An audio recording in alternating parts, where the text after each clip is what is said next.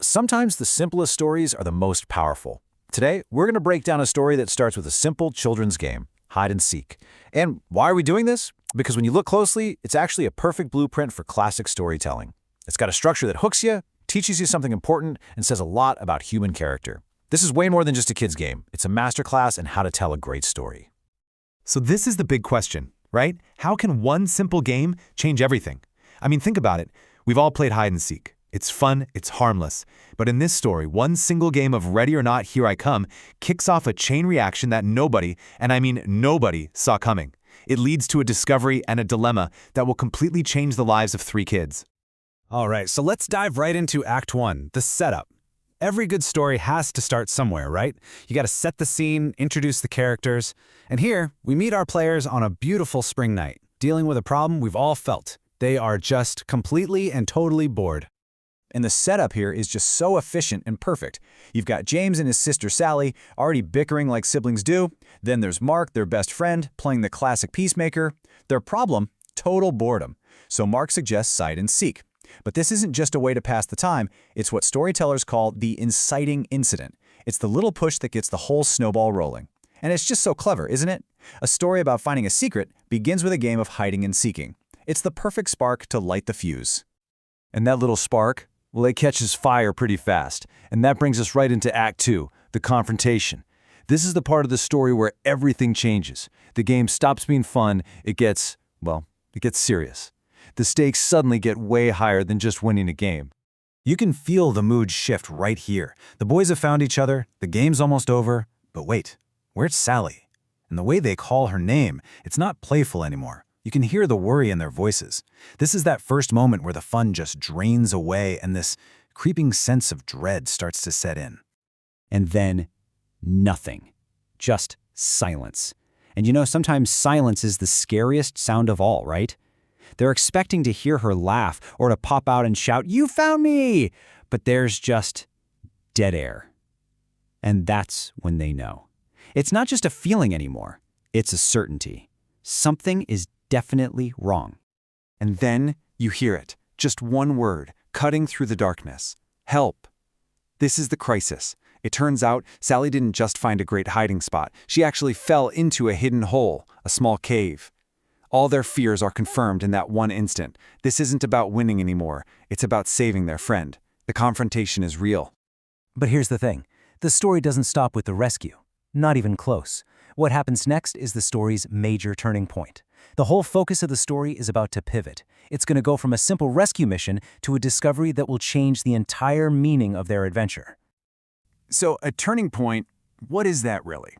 Well, it's an event that completely flips the script. It sends the story spinning in a whole new direction.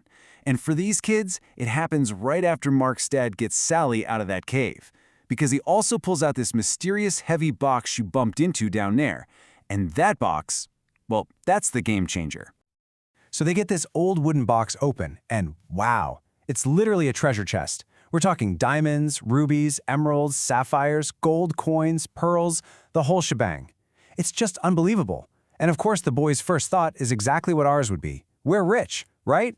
They think all their problems are solved, but what they don't realize is their biggest challenge has just begun.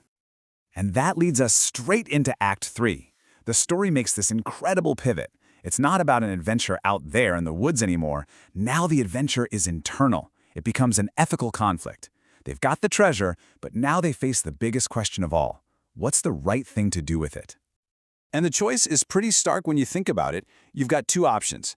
Option 1 is the kid in all of us, right? Finders keepers. Sally even mumbles it later. Whatever happened to finders keepers? It's theirs, they found it. But then there's option 2, the responsible path, guided by Mark's father. Do the right thing. Turn it in. The real battle isn't in the dark woods anymore. It's happening inside their own conscience.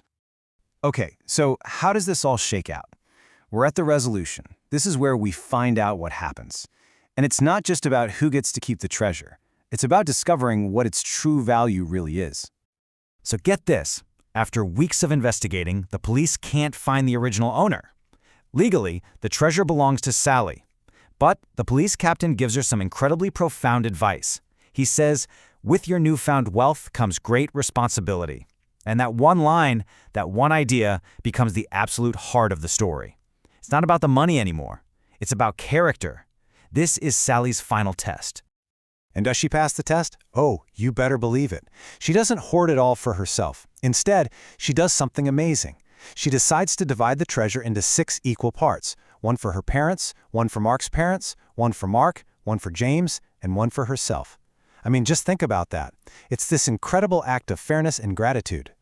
But wait a minute, the boys are doing the math. And they're like, hold on, there are only 5 people. Why 6 shares? There's an extra slice left over. And this is the real kicker. This is the moment that truly defines her character. Sally reveals that the final portion is for a local charity, for those who are less fortunate. That act of generosity proves she didn't just hear the captain's words, she truly understood them. So what's the ultimate takeaway here?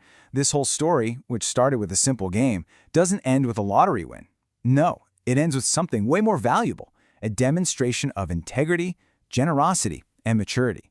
That classic 3-act structure we talked about, it masterfully guided us from boredom to danger and finally to this profound moral lesson. And that really just leaves us with one last thing to think about. This story forces us to ask ourselves, what does it really mean to be rich? Is it about possessing jewels and gold? Or is it about having the character to know what to do with them? It's a question that's definitely worth thinking about long after the story is over.